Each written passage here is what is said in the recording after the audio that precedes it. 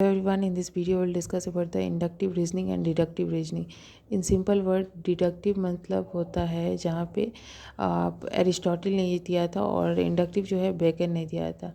Deductive में क्या है, जनरल से हम लोग पर्टिकुलर के ओर जाते हैं, जनरल से पर्टिकुलर की ओर जाते हैं। और डिडक्टिव में क्या होता है, क्वांटिटेटिव और एक्सपेरिमेंटल मेथड हो जाता है। साइंस में पॉजिटिविटी वाले में डिडक्टिव को यूज करते हैं। इंडक्टिव जो क्वालिटेटिव को इंडोर्स करता है। और अब याद रखना कि इंडक्टिव रीजनिंग में पर्टिकुलर से जनरल में जाते हैं।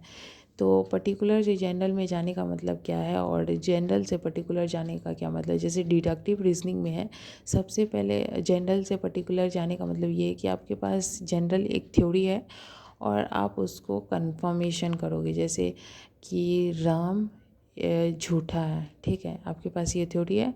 तो आप जनरल से पर्टिकुलर में जाने के लिए आप पर्टिकुलर एग्जांपल आप लेना चालू करोगे। जैसे आपके पास एग्जांपल राम झूठा है, ठीक है, तो सारे लड़के झूठे हैं, ठीक है, तो आप बोलोगे राम भी झूठा है, श्याम भी झूठा है, ठीक है।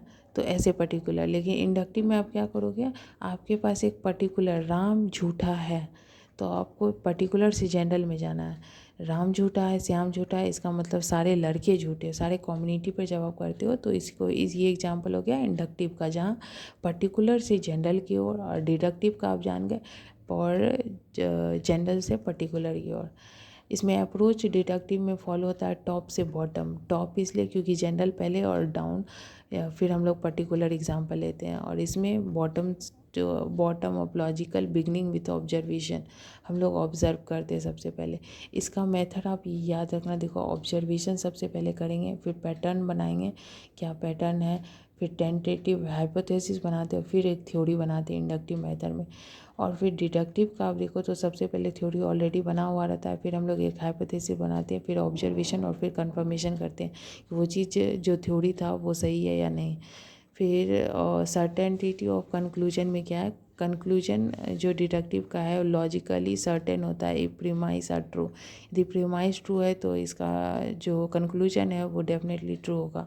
इंडक्टिव का देखिए, conclusion are probable and based on evidence के बेस पे होगा, क्योंकि हम लोग सबसे पहले ऑब्जर्वेशन करते, किस तरह का ऑब्जर्वेशन है, यदि ऑब्जर्वेशन पे हमारा कंक्लूजन बेस्ड होता है। एग्जाम्पल मैंने बता दिया, आप एग्जाम्पल देख लेना।